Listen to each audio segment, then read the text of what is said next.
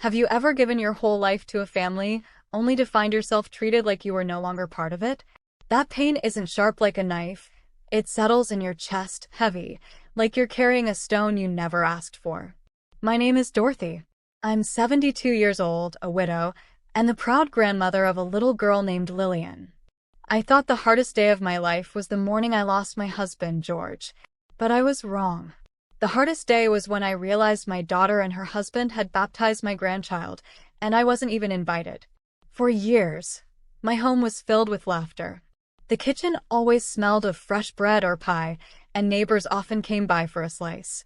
Birthdays, graduations, holidays. We celebrated them all together. But slowly, after George passed, the house grew quieter. My phone didn't ring as often, and my mailbox carried fewer invitations. I told myself it was part of aging, that children get busy.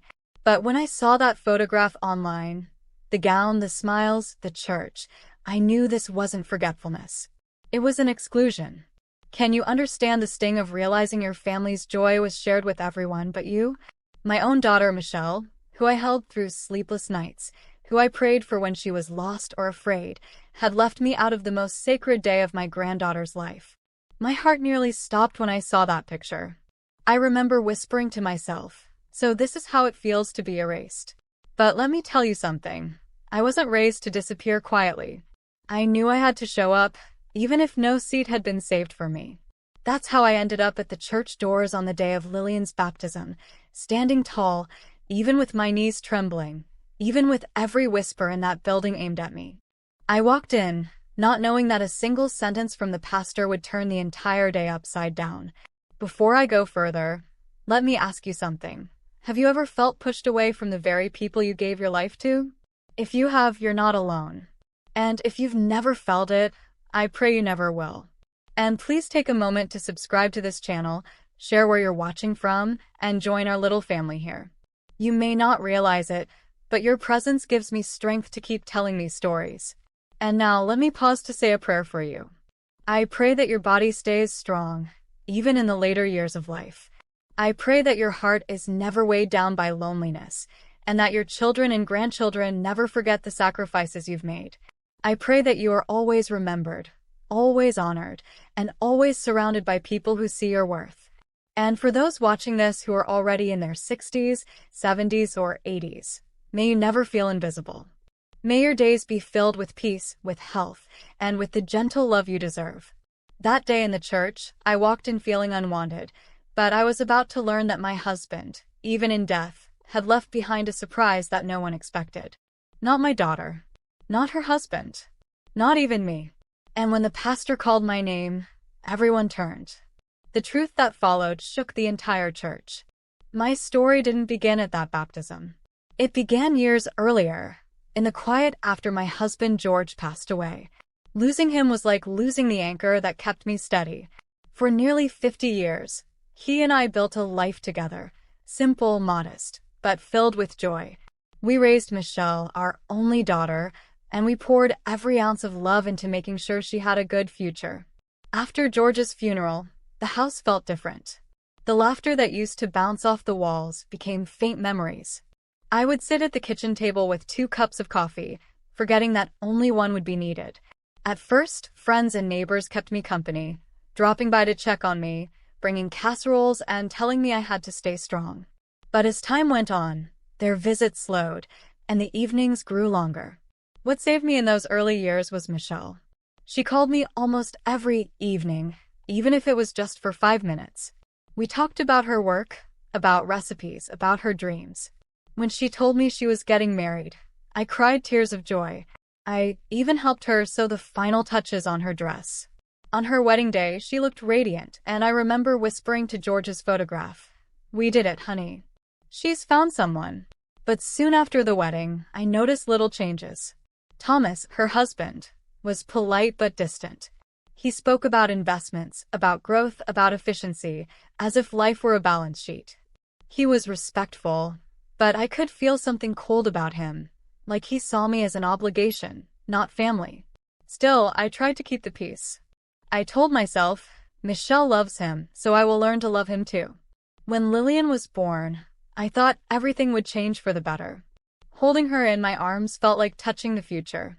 Her little fingers wrapped around mine, and for the first time since George passed, I felt whole again. I baked. I knitted tiny sweaters. I even sang the lullabies George once hummed to Michelle. Those early months with Lillian were the closest I had come to feeling alive again. But slowly, those visits began to shrink. Thomas always seemed to have a reason. He said Michelle was busy, or the baby needed rest, or they had plans. Each excuse felt like another brick being laid between us. And Michelle, caught between love for her husband and loyalty to me, grew quieter whenever I asked about it. I didn't want to burden her, so I swallowed my hurt. But inside, I worried I was being moved further and further away from the life I helped build. As the months rolled on, I began to feel the shift more clearly. Birthdays came and went, and my role in them grew smaller. Where once I baked the cake and decorated the dining room, I was now told the celebration would be at a restaurant, or that Thomas's parents had already planned something. I tried to smile through it, but inside, I felt the sting of being slowly moved aside.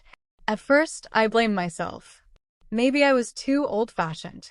Maybe they wanted to build their own traditions without me hovering. But then I started noticing little things that didn't sit right. Conversations would pause when I walked into the room. I caught Thomas watching me with a smirk, the kind of look that made me feel like I was a child being tolerated rather than a woman who had raised his wife. Still, I told myself not to overthink it. After all, Michelle would still visit from time to time, and when she did, she'd slip back into being the daughter I knew. She'd sit at the kitchen table, eat my apple pie, and laugh until tears ran down her cheeks. In those moments, I convinced myself everything was fine, but the silence kept growing louder. My mailbox, once filled with invitations and holiday cards, became emptier with each passing year. It wasn't just from Michelle. Friends my age moved away to retirement homes, some passed on, and others became distant. The quiet evenings stretched longer. I turned to my phone for connection, scrolling through family updates and photos online. It wasn't the same, but it gave me a window into their lives. And it was through that little glowing screen that I discovered the truth. One Sunday morning, with a cup of tea in hand, I opened my phone and stopped cold. There was my daughter, smiling in a cream dress, standing next to Thomas in his dark suit. In her arms, little Lillian was wearing a white gown, her cheeks rosy, her eyes bright. The caption, written by one of Michelle's friends, read, "Such a blessing to witness baby Lillian's baptism today." The service was beautiful, and the reception was perfect. I froze. My hand trembled so badly that I nearly spilled the tea. Baptism. Lillian's baptism. That day. And I hadn't been told. Not a phone call, not even a message. I checked my calendar as if I'd somehow forgotten. No, there was nothing. They didn't want me there. The hurt was so sharp it felt like I couldn't breathe. I stared at that picture for what felt like hours. My granddaughter's special day had happened without me. The pew where I should have been sitting was empty. And the silence of my house that day became louder than it had ever been before. I sat there staring at that photograph until the colors blurred. The shock slowly gave way to questions that cut even deeper than the pain itself. Why wasn't I told? Was this Michelle's decision? Or was Thomas behind it? I wanted so badly to believe my daughter would never do this on her own. We had shared too much, cried on each other's shoulders too many times, laughed until our sides hurt. Surely she hadn't simply decided I didn't matter. No, I told myself it had to be Thomas. Thomas had always spoken about money as if it were the only language worth knowing. One evening, not long after George passed, he had leaned across my kitchen table and said, "Dorothy, this house is more valuable as an asset than a memory. You should think about downsizing, becoming more liquid." His words stung, not because of their meaning but because of the cold way he said them. My home wasn't numbers on a page. It was where George and I raised our daughter, where birthdays were celebrated, and where love had been poured into every corner. I gave him a polite smile and told him I was fine where I was. That was the first time I saw that look in his eyes, like I was an obstacle, something standing in the way of his plans. And then I remembered something George had done years earlier. After his passing, I came across a folder tucked neatly in his desk. Inside was a simple document, a trust he had created for Lillian's future. It wasn't a fortune, just something he wanted set aside so his granddaughter would one day have a foundation to lean on. At the time, I thought little of it. George was always thoughtful, always planning ahead. But what stood out was how carefully he'd made sure Thomas had no control over it. George had arranged for an old family friend to oversee it. He once told me, "Dorothy, you never know who might try to take advantage of the children. This way, Lillian will always be protected."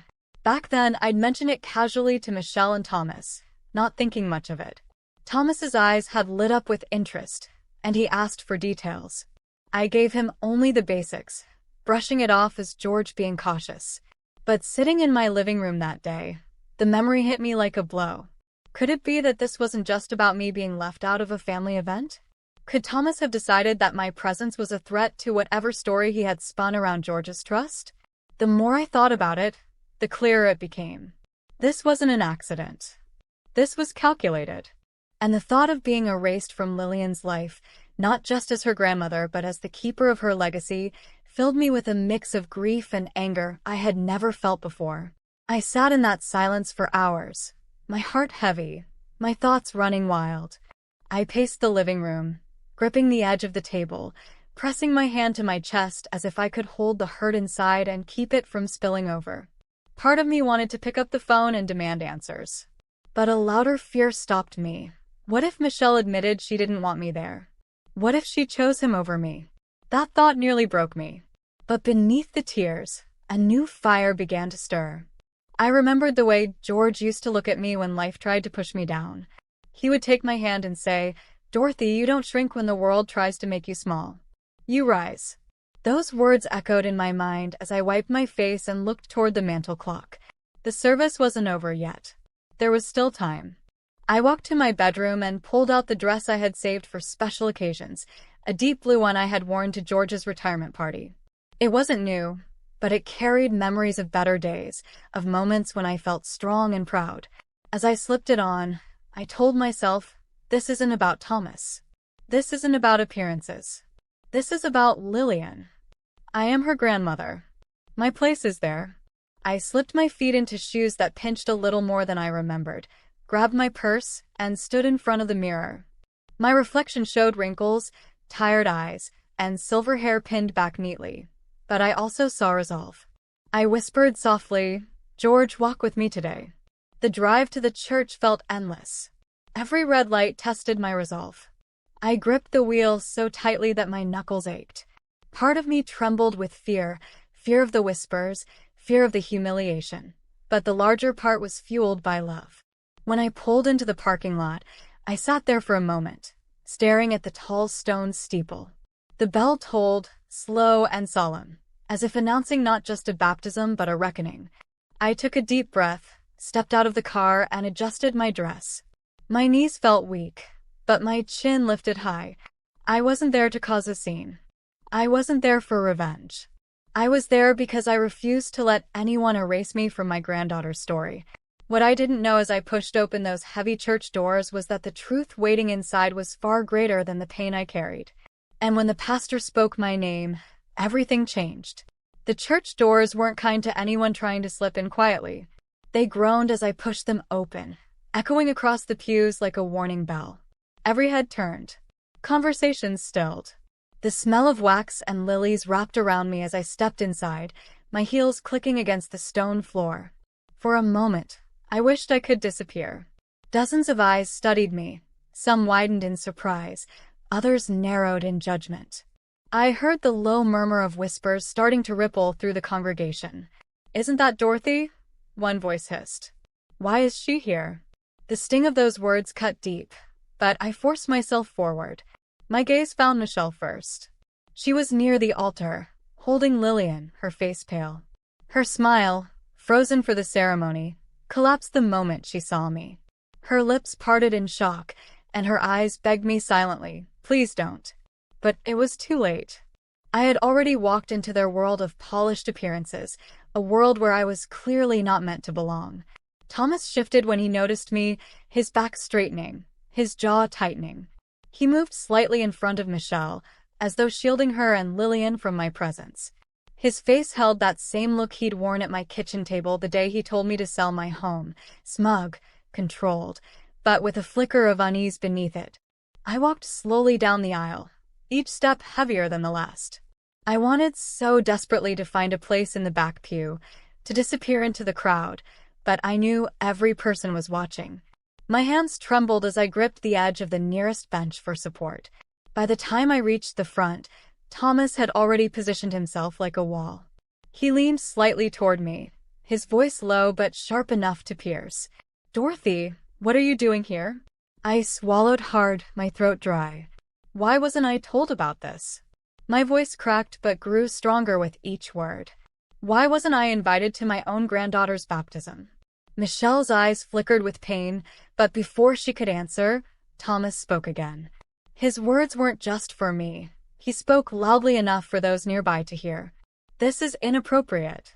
You're not well, Dorothy. We couldn't risk you causing a scene in front of everyone." It was for Lillian's sake. The word struck me like a blow. Not well? My chest tightened. He was using the small health troubles I had confided in Michelle, the dizzy spells, the fatigue, as a weapon, twisting them into an excuse to erase me from my granddaughter's day. I looked at Michelle, searching her face for denial, for some defense of me. Instead, she lowered her gaze, her silence burning louder than any accusation. At that moment, I realized this wasn't a simple misunderstanding. This was betrayal, carefully planned and carried out in front of everyone I loved. Thomas didn't lower his voice. He wanted everyone to hear. His words carried down the pews like a judgment. "She isn't well. She has dizzy spells. She could collapse right here." We couldn't take that risk with a child in the room. My knees weakened, not from the spells he spoke of, but from the cruelty in his tone. I had never shared those moments of unsteadiness with him directly. I had spoken only to Michelle, my daughter, in confidence, as mothers and daughters do. Now here he was, turning my private struggle into a public weapon. I gripped the edge of the pew tighter, forcing my body to stand tall. My voice trembled but did not break. "Thomas, you know that's not true. I take my medicine. I live on my own. I care for myself. I am not unfit to be here." He folded his arms, smirking faintly, as though my words were proving his case. "Dorothy, this day is about Lillian. It's not about you. Sometimes, we have to protect the child from situations that are unpredictable."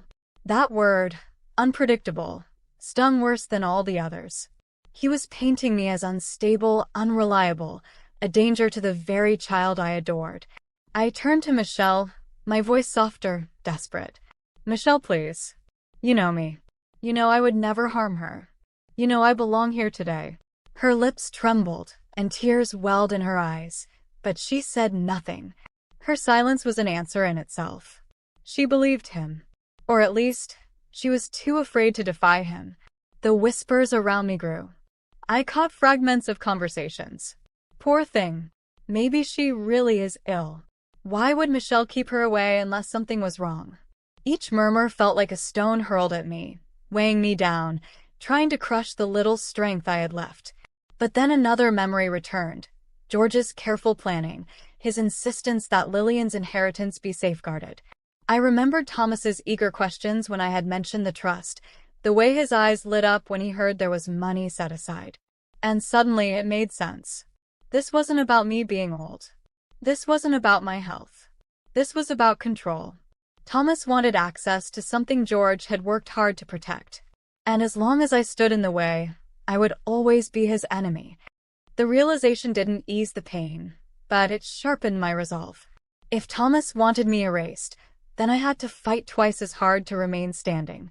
I had to fight not just for my place as a grandmother, but for George's legacy and for Lillian's future. So I stood taller, even as my hands shook. I steadied my voice, forcing strength into each word. "I am Lillian's grandmother.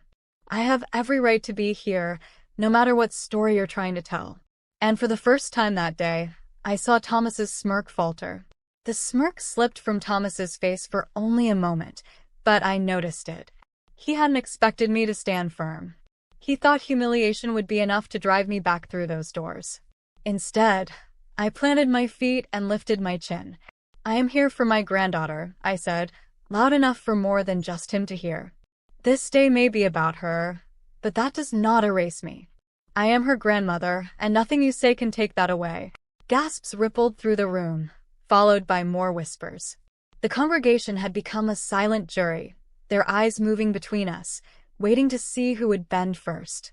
Some faces showed pity, others disapproval, but not a single hand reached out to guide me to a seat. I stood alone, a figure they weren't sure belonged. Michelle's face was pale, her eyes darting between her husband and me. I could see the conflict inside her. The little girl who once clung to my apron strings was still there, but now she was caged by fear and loyalty to the man beside her. Thomas leaned closer, his voice low, though the venom in it made every word heavy. Dorothy, you don't understand. You're not part of this anymore. Michelle and I are building our own family, our own future. You complicate things. That last sentence pierced deeper than any before. You complicate things. As if I were an inconvenience, a burden to be brushed aside. My hands tightened against the pew, my knuckles white. I forced my voice not to tremble. A complication? I gave my life to raising Michelle. I held her when she was sick. I worked extra hours when money was tight. I prayed over her every night. And now you tell me I complicate things. The silence in the church grew heavy, and for the first time, Thomas's confidence cracked. He shifted his weight, his jaw tightening. But before he could answer, a wave of dizziness washed over me. The lights blurred, the floor seemed to tilt, and I clutched the pew harder, desperate not to fall. My body had betrayed me in the very moment I needed it to stand strong. Thomas's eyes lit up, not with concern, but triumph. He raised his voice for everyone to hear. See? This is what I've been saying. She's unstable. She shouldn't even be here. We couldn't put Lillian at risk. My chest burned with fury. That is a lie. I cried, forcing my balance back, refusing to let him win. I am not unstable. This is medication, nothing more. And you know it. The congregation stirred, uncertain. Some leaned forward, curious. Others shook their heads as if to say, maybe Thomas is right. My humiliation deepened. It was as if the very people who once greeted me warmly at church now questioned whether I belonged among them. I locked eyes with Michelle, silently begging her to speak, to defend me, to say something, anything, that would prove I wasn't crazy.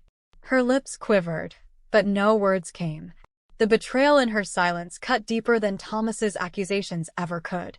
And in that crushing moment, as whispers swelled and judgment pressed in on me from every side, a new voice broke through the noise. Clear, steady, and strong. The pastor's voice rolled through the church with a calm authority that silenced the whispers instantly.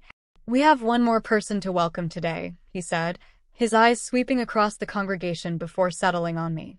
A woman who meant the world to George, who has carried love and faith through more trials than most could bear. Dorothy, will you please come forward? For a moment, I froze. My breath caught, my chest tightened, and I wondered if I had misheard him. My name, spoken clearly, without hesitation. The sound of it after the humiliation I had endured felt like a lifeline. The church, which only minutes earlier had been a stage for my disgrace, was now a place where all eyes turned to me in a different way. The whispers stopped. Faces softened. Some people looked puzzled, others curious. But the scorn that had hung in the air was replaced by something else, anticipation. Michelle's mouth fell open, her arms tightening around Lillian. Thomas stiffened beside her, his face drained of color. He knew something was slipping out of his control, though he didn't yet understand what. My feet felt heavy, but I forced them to move. One step, another. The aisle that had seemed like a walk of shame when I entered now felt like a path towards something larger than myself. My heart pounded in my ears, but I kept moving until I stood near the altar. The pastor's smile was gentle, but his eyes held a firmness that gave me strength.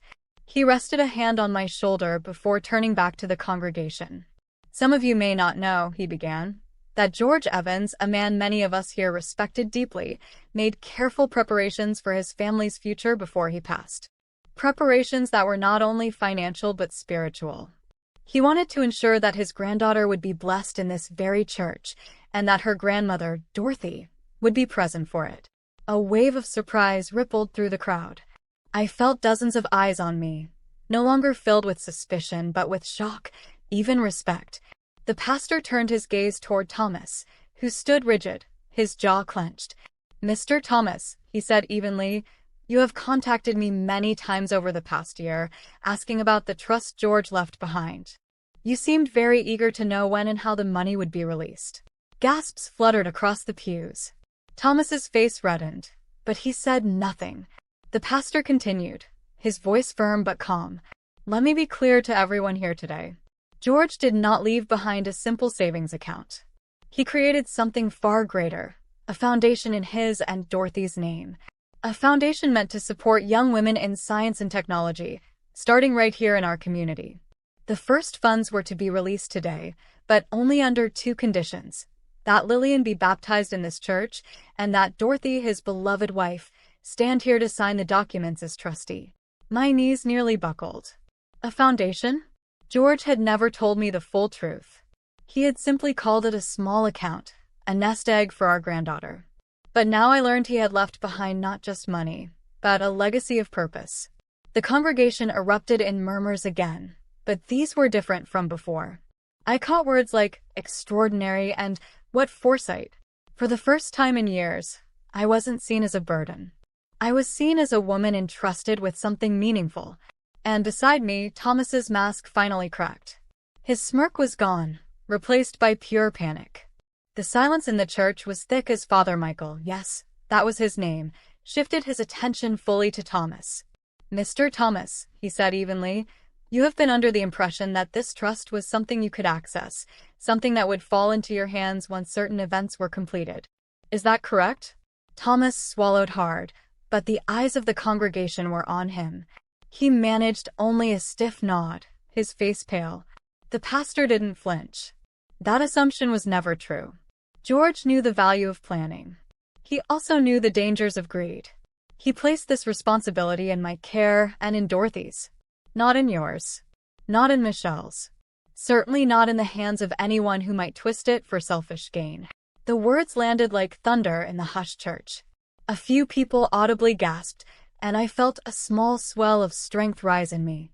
Finally, someone was saying aloud what I had felt in my bones. I glanced at Michelle. Her eyes darted between Thomas and me, wide with confusion, fear, and dawning realization. Her knuckles tightened around Lillian's little blanket. Thomas's voice finally broke through the silence, sharp and trembling. "That's not true. Dorothy is unfit to manage anything. She can barely manage herself. I've seen the spells, the confusion. She's not capable of running a foundation." The cruelty in his words sent a chill through me, but Father Michael didn't waver. He lifted his hand, silencing Thomas. "Dorothy is not unstable. George anticipated every possibility.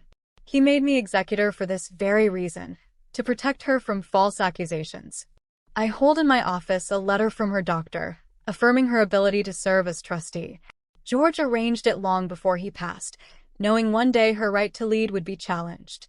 The congregation shifted uneasily, whispers rolling again. This time, though, the whispers weren't about me. They were about Thomas. I straightened my shoulders, drawing in a deep breath. For months I had been shrinking, retreating into silence, questioning my worth. But now, standing there with the pastor's words defending me, I remembered who I was. I wasn't a frail old woman clinging to memories. I was George's wife, Lillian's grandmother, and a woman entrusted with a legacy. Michelle's voice, faint and trembling, finally broke through. "Thomas, is this true? Did you lie to me? You told me Mother was hiding things. You said she was sick. You made me believe she wasn't safe around Lillian." Tears glistened in her eyes as she looked at me, guilt flooding her expression.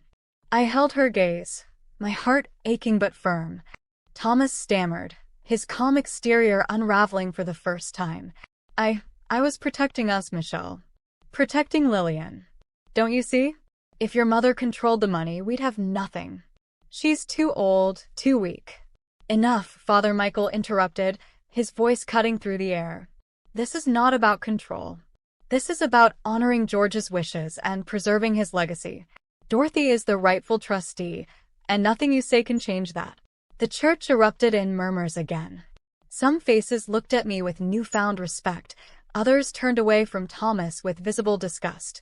The air had shifted, and in that shift, I saw Thomas for what he truly was, not the polished man he tried to present, but a desperate figure grasping at something that was never his.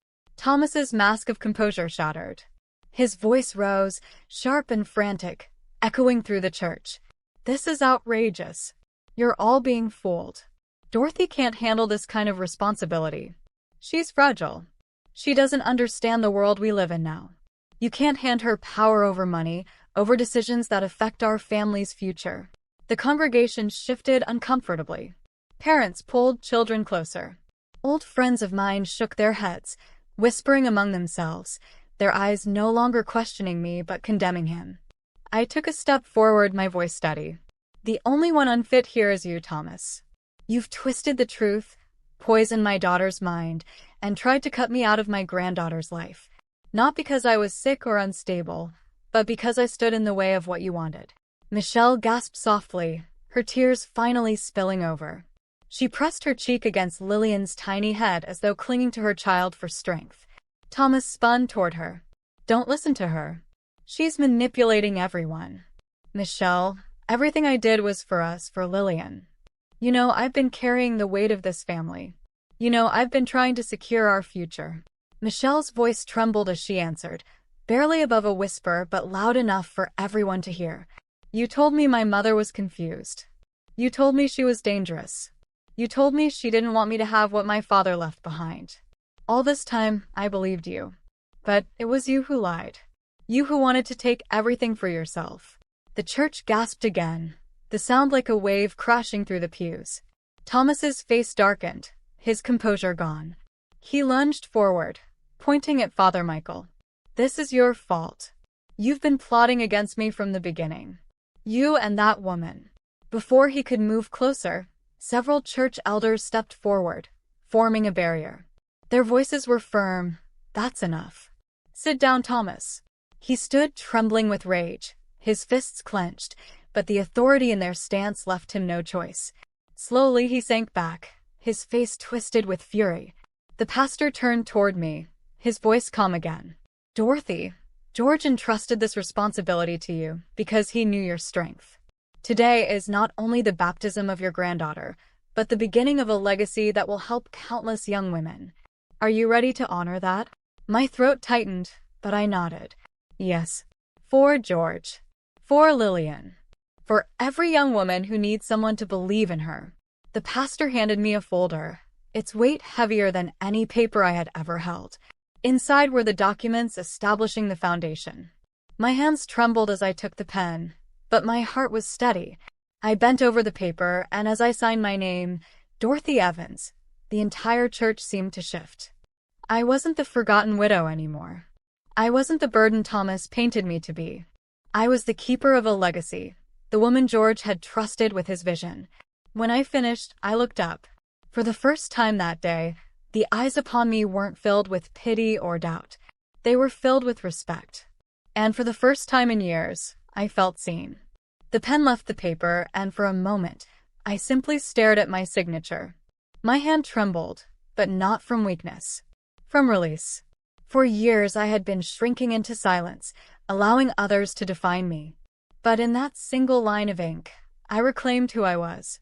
A hush fell over the church. Then, whispers rose again, but they no longer carried judgment. They carried awe. Some nodded toward me. Others leaned close to their neighbors, murmuring words like strength and remarkable. Michelle stood frozen, tears glistening on her cheeks. She held Lillian tighter, her body shaking. At last, she turned to me, her voice breaking. "Mom, I'm so sorry. I believed him. I thought you were slipping away. I thought I was protecting my daughter when all along..." She buried her face against Lillian's soft hair, her shoulders trembling. I stepped closer, reaching out my arms. Slowly, cautiously, Michelle placed Lillian into them. The moment that tiny weight settled against me, the entire world melted away. Her little hand clutched my finger, her wide eyes blinking up at me, unaware of the storm swirling around her. I pressed my cheek against her head, breathing in the powdery scent of innocence. My heart, fractured by betrayal, began to heal with every breath she took. Thomas's voice broke the silence again, sharp and bitter. "This isn't over, Dorothy. You've embarrassed me in front of everyone, but you won't win. You'll see. I'll make sure of it." The elders tightened their stance, stepping closer. Father Michael raised his hand firmly. "That's enough. You have shown yourself today. This is a holy place, not a stage for threats. Leave now." For a moment, Thomas looked as though he might fight them, his fists clenching at his sides, his face twisted in fury. But the stares of the congregation bore into him, dozens of eyes that had once looked at him with respect now filled with contempt. He realized he had no allies left in that room. He jerked his coat straight, spat out a final glare in my direction, and stormed down the aisle. The heavy doors slammed behind him, the sound reverberating like a final judgment. Silence lingered. Then slowly, a ripple of quiet approval spread through the pews. People nodded, some whispered prayers, others simply watched with softened expressions. Michelle approached me again, her face pale and streaked with tears. "Mom, can you ever forgive me? I let him poison me against you. I thought I was making the right choice, but I was blind." I shifted Lillian gently in my arms and reached out with my free hand, brushing a strand of hair from Michelle's face. "You were misled. You wanted to protect your family. That doesn't make you my enemy. It makes you human. We will rebuild together." Her tears flowed harder, but this time they carried relief. She leaned against me, her head resting on my shoulder, Lillian cradled between us. In that moment, with my daughter and granddaughter close, I felt George's presence more strongly than ever. As though he were standing beside us, smiling with that quiet pride he always carried. The pastor cleared his throat gently, his eyes kind. "George was wise to trust you, Dorothy. And today you've proven him right. This foundation will bless many lives. But more importantly, you've reminded us all that strength doesn't come from wealth or position. It comes from love, endurance, and the refusal to be erased." The congregation bowed their heads in a moment of silent reflection. I stood tall, holding Lillian and Michelle beside me, and for the first time in years, I wasn't invisible. I was exactly where I was meant to be. After that day in the church, my life did not return to what it had been before. It changed completely. For the first time in years, people looked at me differently. The same neighbors who once glanced past me at the market now stopped to hold my hand and tell me I had given them courage. Old friends called and said they had heard what happened, their voices filled with pride. The quiet widow who had been forgotten was suddenly a woman people admired. At first, it felt overwhelming. I wasn't used to being the subject of town gossip, unless it was about how lonely I looked sitting in the cafe with my tea.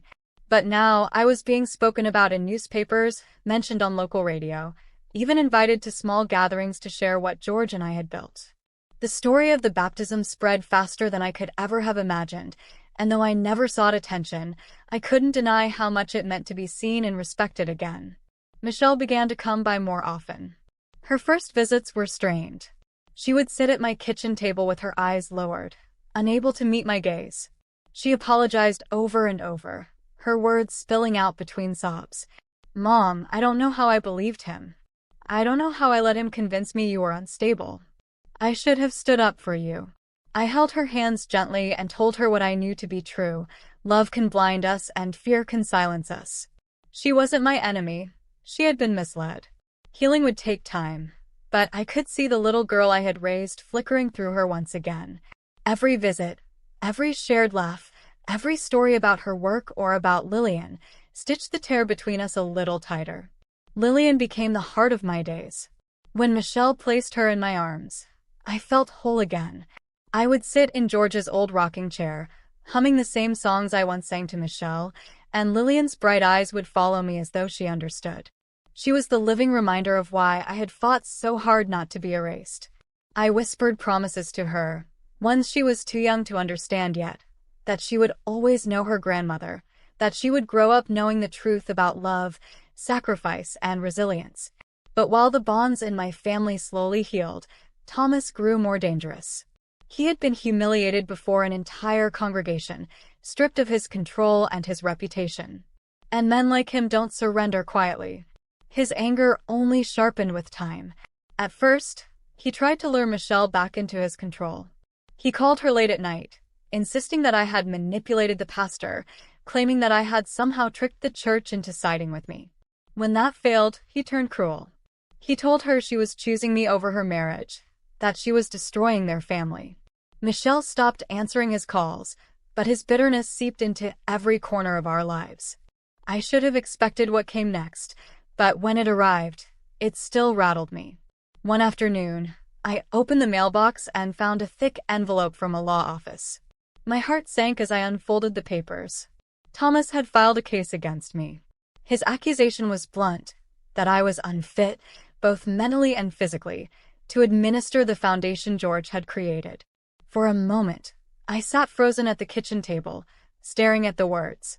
The same table where George and I once shared morning coffee was now the place where I realized Thomas was prepared to drag me into court, to destroy me completely. I won't lie, I was afraid. The thought of sitting in a courtroom, my life dissected by strangers, filled me with dread. But beneath the fear came something stronger, resolve. I had stood in that church, exposed and humiliated, and I had survived. I could survive this too. The day of the hearing, I dressed not in my usual simple clothes, but in a gray suit I hadn't worn since George's retirement dinner. I wanted to walk into that room with dignity, not as a trembling widow, but as a woman carrying her husband's legacy. The courtroom was smaller than I imagined, but it felt enormous as I sat at the table, Thomas across from me with his lawyer. His attorney wore a cheap suit and an eager grin, the kind of man who thrived on tearing others apart. Thomas wouldn't even look at me. His jaw was set, his eyes fixed on the judge as if willing him to believe every lie. The lawyer wasted no time. He painted me as frail, unstable, incapable of handling finances or responsibilities. He waved papers around, citing notes about my vertigo, twisting them into evidence of mental decline. He told the judge I was clinging to power I couldn't manage. I felt my face grow hot, my hands trembling in my lap. But then the lawyer called a witness. My former doctor. A man I hadn't seen in years. My heart nearly stopped. Why would he testify against me? But when he took the stand, his calm voice surprised everyone. He explained that yes, I had seen him months earlier about dizziness. But I hadn't come for a mental evaluation. I had come to complete paperwork George had arranged years before his death. My husband, in his quiet wisdom, had added a clause to the foundation requiring a doctor's note confirming my fitness to serve as trustee. George had anticipated that one day, someone might challenge me. He had built protection into the very foundation of his plan. The lawyer's face fell. Thomas's knuckles turned white against the table. The judge listened intently as the doctor handed over the signed document. My certified good health, prepared years earlier, untouched and unassailable. In that moment, I felt George's presence stronger than ever. Even in death, he had shielded me from the man who wanted to erase me. The case collapsed. The judge dismissed it, stating plainly that I was not only fit but fully protected by the very design of the trust. Thomas left the courtroom red-faced, his lawyer trailing behind him, their defeat carved into every step. I walked out into the sunlight that day, taller than I had in years. My fear had not vanished, but my dignity had triumphed over it. From then on, Thomas faded from our lives. He tried again through angry letters, through whispers in the community, but his influence was broken. Michelle stopped defending him. The town saw him for what he was. And I found a new purpose. The foundation became my work, my reason to rise each morning. I met with Father Michael and board members, mapping out scholarships, programs, and ways to honor George's vision. I visited schools, speaking to young women who dreamed of becoming scientists and engineers. Their letters soon filled my once empty mailbox. Letters of gratitude, of hope, of possibility. My home no longer felt silent. It felt alive with new beginnings. And every time Michelle brought Lillian to see me, I held her close and whispered, "Your grandfather built this for you, and I will protect it until my last breath." That was the turning point. From betrayal to dignity. From humiliation to purpose. Thomas tried to erase me. Instead, he gave me back my voice. Life after the courtroom didn't return to what it had been before. It became something new, something I never expected. I had spent so many years quietly shrinking into the background, believing my time had passed. But now each day carried a new purpose. My calendar filled quickly, not with parties or dinners, but with meetings about the foundation. I sat with board members, signed papers, and listened to proposals. Schools began reaching out, asking for support for their programs. Young women wrote to me, telling me about their dreams of becoming engineers, doctors, or teachers. My mailbox, once empty, now overflowed with thank you letters. Some were written in neat handwriting, others in scribbles from girls barely learning their cursive. Every letter reminded me that George's vision was alive, that his wisdom continued shaping the world even after he was gone. Michelle stood by me more and more. She attended meetings, not because she had to, but because she wanted to. She asked questions, offered ideas, and began to see what her father had built not as money locked away, but as a seed for hope. Watching her rediscover her own strength was like watching a flower bloom again after a long winter. Our conversations grew honest. She confessed how deeply Thomas had manipulated her, isolating her from friends, controlling finances, convincing her that cutting ties with me was somehow an act of love. I listened without judgment. It hurt, yes, but forgiveness is not about forgetting. It's about freeing yourself from the weight of anger. I told her we would move forward together. Slowly but together. Lillian grew quickly, her laughter filling my home in ways I hadn't heard since Michelle was small. She toddled across my living room floor, clutching dolls in her little fists. She tugged at my skirts, begging for stories. And when she laid her head against my shoulder, I whispered the same promise every time. You will never grow up not knowing me. Thomas became little more than a shadow on the edge of our lives. His letters grew fewer, his threats quieter. The community no longer listened to him. His downfall was not only in losing control of the foundation, but in losing the mask he had worn so carefully. People saw the greed, the lies, the arrogance. He had built his house on sand, and it collapsed under his own weight. As for me, I became something I never thought I'd be in my 70s, a mentor. The foundation gave scholarships, but I insisted on meeting many of the recipients in person. I wanted them to see that their dreams mattered to someone who once knew what it felt like to be dismissed. I told them, don't let anyone erase you. Don't shrink because others say you don't belong. You have a place in this world, claim it. Those words weren't just for them. They were for me too. Because if this journey taught me anything, it was that the greatest betrayal isn't being excluded, it's accepting exclusion as the truth of who you are.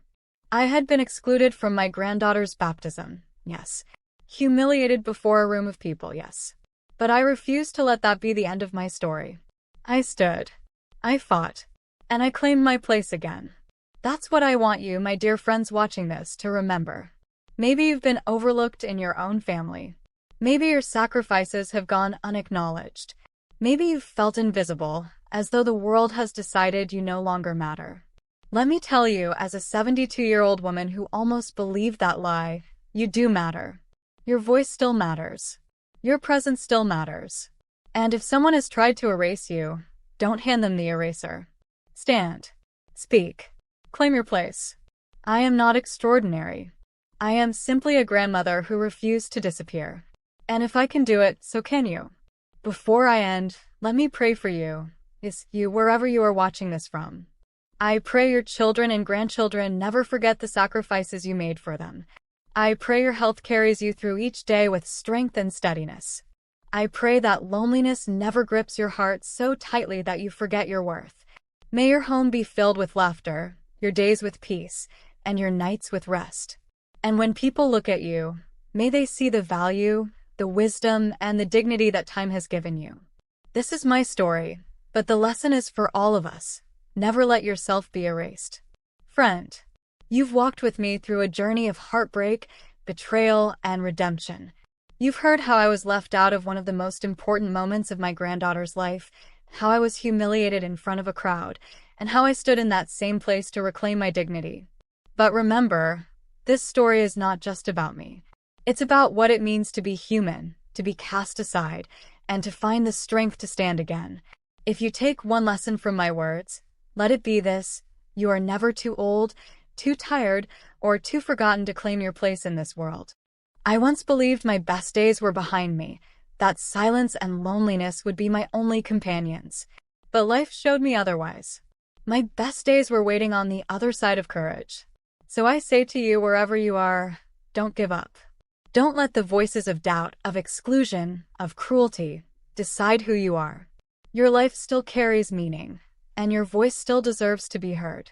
Before I close, I want to thank you for being here with me. Please subscribe to this channel, share this story, and tell us in the comments where you are watching from. You may not realize it, but your presence here is what keeps me going, what keeps these stories alive. Now, let me speak a blessing over you. May your home never lack peace. May your family always remember the sacrifices you've made. May your body remain strong, your heart remain light, and your mind remain clear.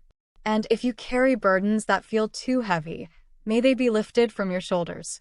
May you be honored, cherished, and surrounded by love all the days of your life. Thank you. Until the next story, hold your head high and never allow anyone to erase the mark you've made on this world.